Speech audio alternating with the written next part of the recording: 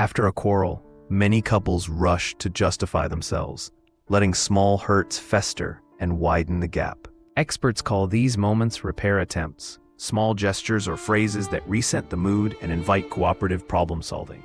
For example, Maya and Alex hit a cool-down signal.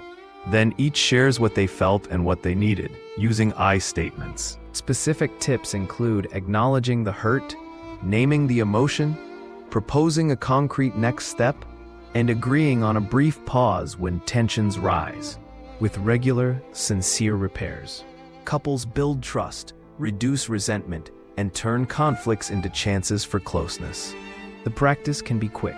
Try one repair per day for a week to strengthen the habit.